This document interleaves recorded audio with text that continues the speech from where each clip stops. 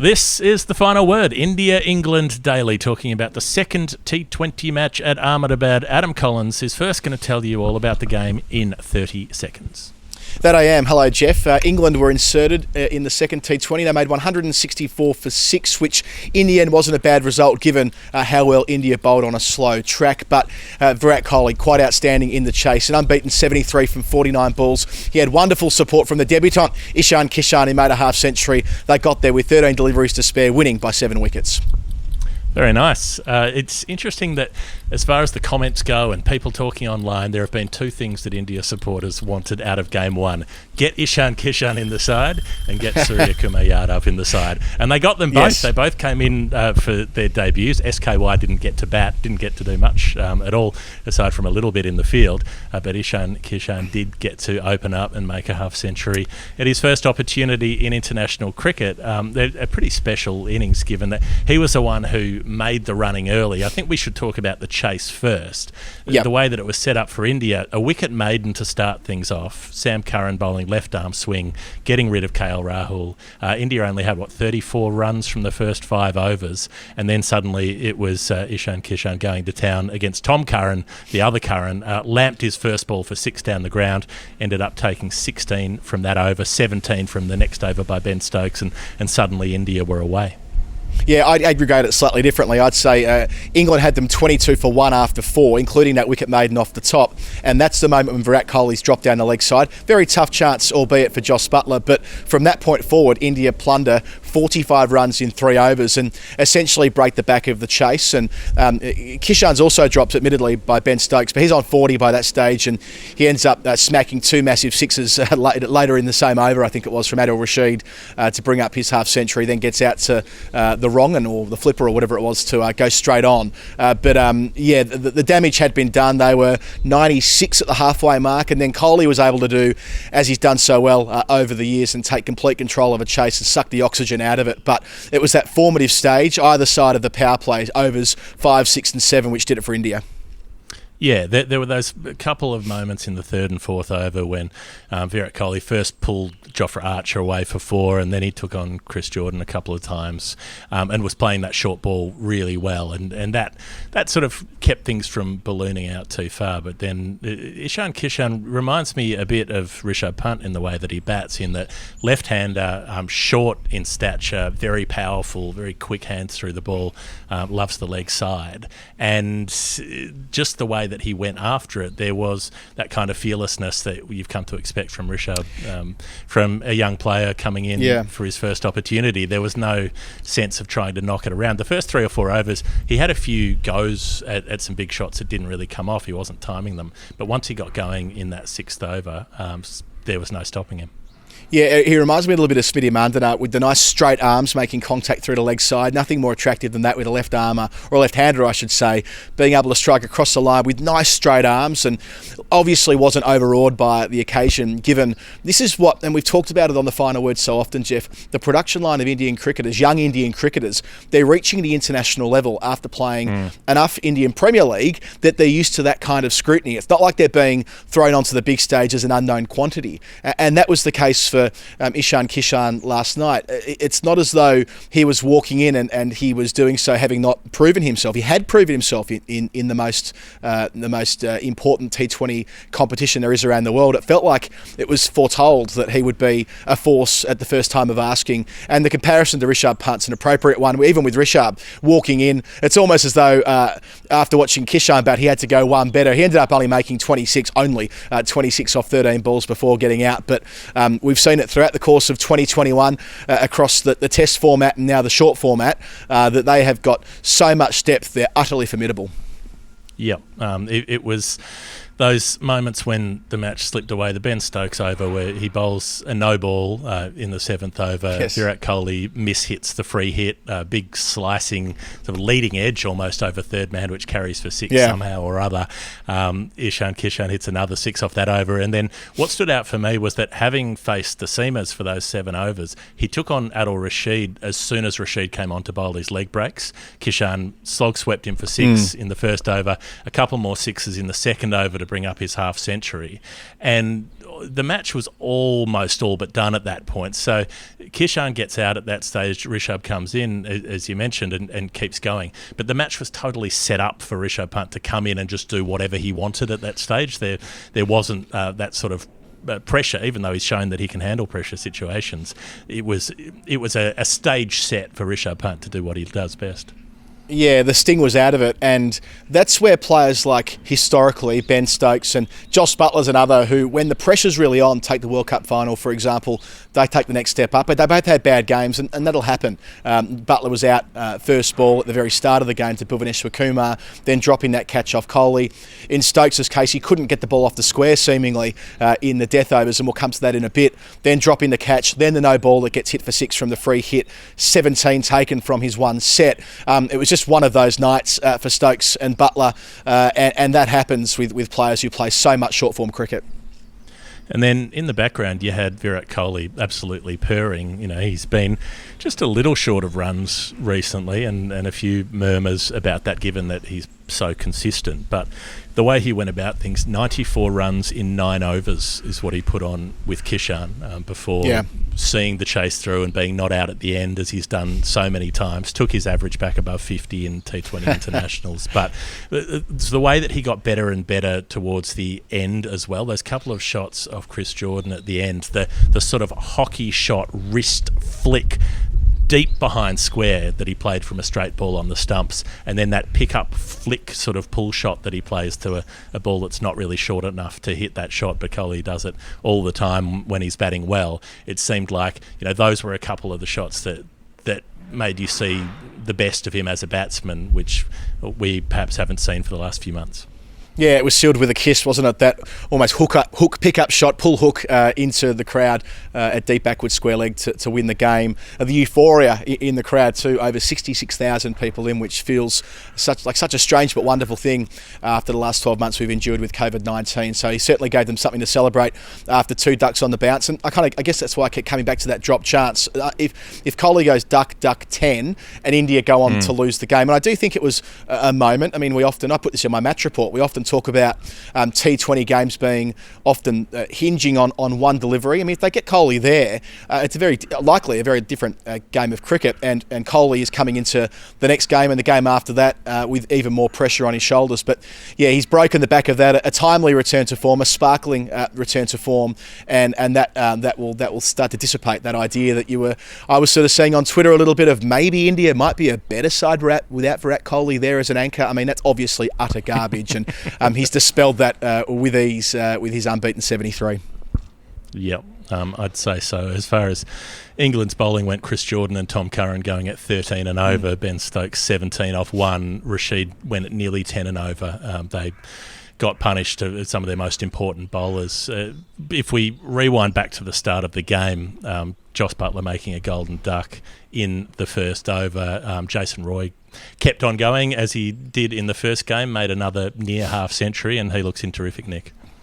Yeah, there's a bit here, isn't there, from England's innings? So Roy's batting well. I like the way that he tried to adapt when realising the pitch wasn't going to be even as quick as it was on Friday. That was a fairly sticky pitch as well, but yesterday's was clearly slower yet again, and it meant that Roy busted out the reverse sweep early, and he missed 4 of them, then got the next 2. Now, that to me is a good sign. He's backing his skills, and he knows that he's got to find a way to adapt with the surface not suiting his natural through the line ball striking. Certainly after the ball got a little bit softer, he hit 2 sixes inside the power play over long on, but that wasn't a sustainable line of attack deeper into the innings. But that partnership he had with Milan is under some scrutiny. It was a slow power play by England standards, or I suppose by the standards they set on Friday. Milan, I think he made 25 from 24 or maybe 24 from 25, and that will advance the argument, Geoff, that when Milan doesn't go to the next level, that he can be a liability on the scorecard. Yes, he made 25, but with a strike rate of just on 100, that's where the detractors from Milan, they point to an innings like this. They go, well,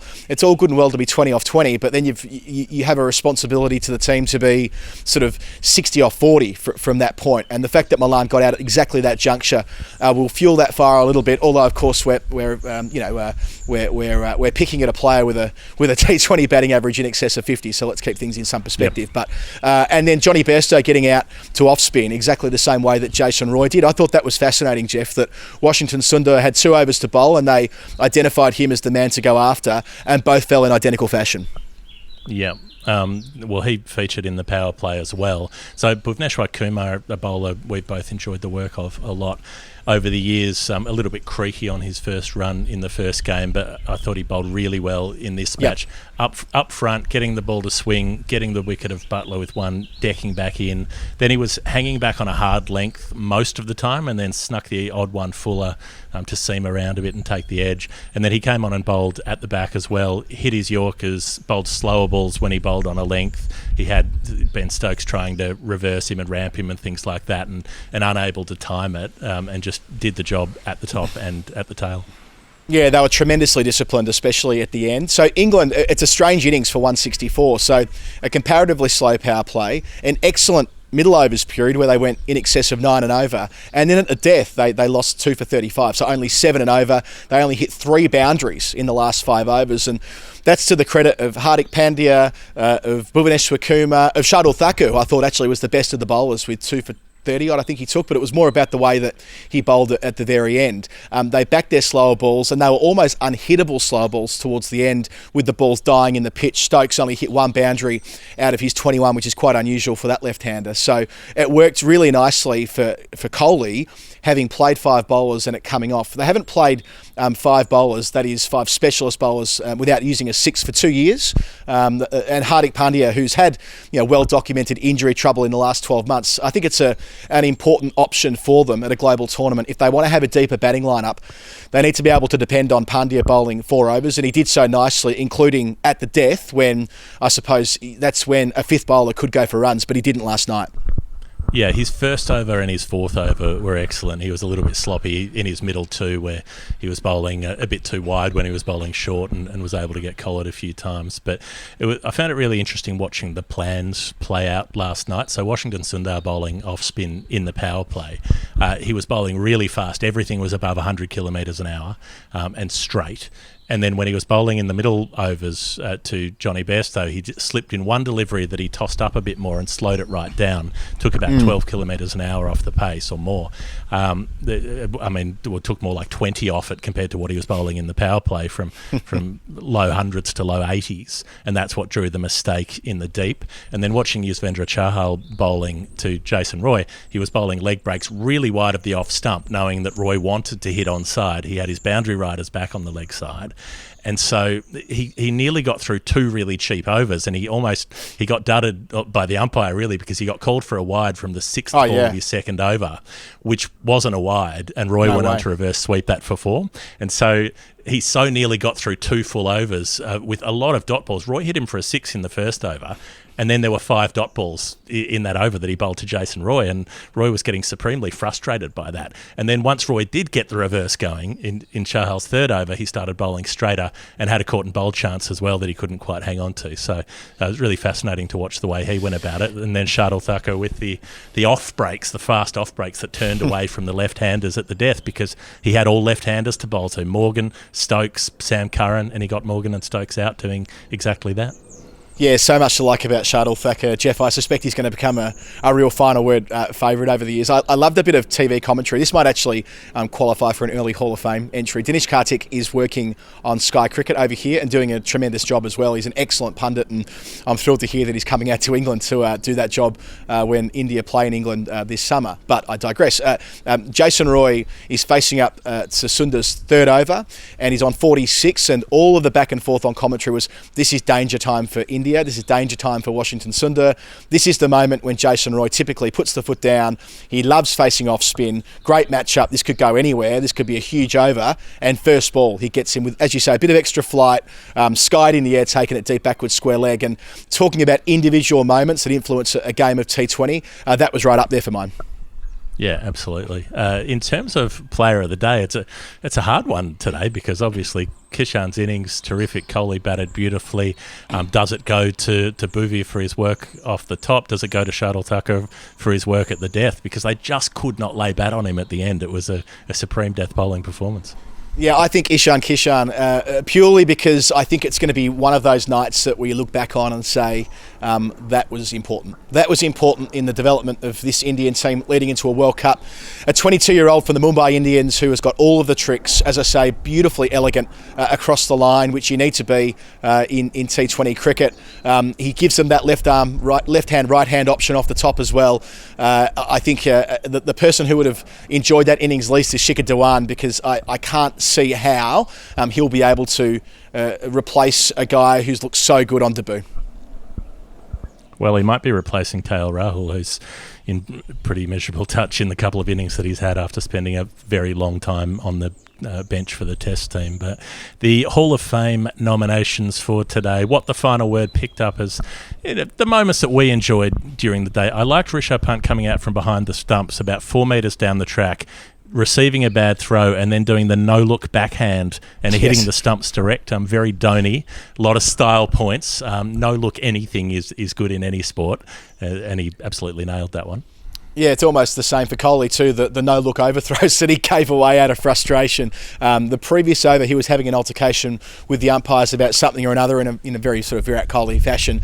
He was exercised It was about the wide. It was the Chahal wide, yeah. Right, and not unreasonably, because obviously it wasn't a wide, but nevertheless, the next over, smacking the stumps, the ball coming out of his hand and running away for a couple of overthrows. So that was reasonably amusing, seeing that pop up on social media straight after it was turned into a multitude of gifs and so on, and memes and all the rest of it. But for the 2 runs he gave away in the field, he certainly made up for it with the bat.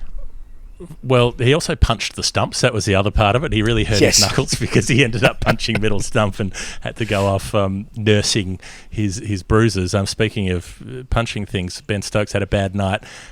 Couldn't hit them at the death. Dropped that catch, 17 off and over. It's almost a Hall of Fame worthy performance from a player who is so good. But you're not entirely convinced about whether he's in England's best T20 side. He's definitely their most talismanic Test player. But does he have the go from ball one hitting rather than the get himself in and then hit devastatingly?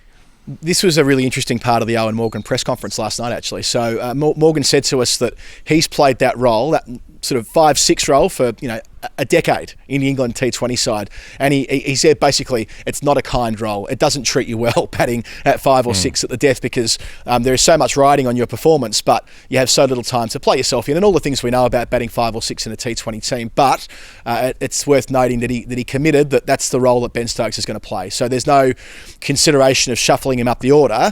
It's more that from Morgan's perspective, sure, it's been a bad night at the office, but he's happy in a way. His positive spin is that they want to play in challenging conditions. They want to be backs against the wall in a series so that they have a bank of experience to draw on at the World Cup in India in October. My final nomination, and the one that I think should win, is Adil Rashid picking up a wicket with a flipper. How long has it been since we've seen a leg spinner take a wicket with a flipper in international cricket? It feels like seeing a Datsun Z20Y driving around. It's from the early 90s. It's a time traveller, but it was lovely to go back in time again. Yeah, beautifully put. A relic of our childhood, Geoff. I still, to this day, I have a cricket ball inside that I play with my daughter, and all I do is squeeze it out like a flipper, imagining if I could ever get my arm around and squeeze it out that way, it would make my day. Indeed, it would make my year. But unfortunately, it's never going to happen. Well, I think that's enough for us today. We'll be back for the 3rd match on the final word, India-England daily. If you want to support the show, patreon.com/thefinalword. If you want to find our other podcasts, they're on any podcast feed. We'll see you next time. Bye.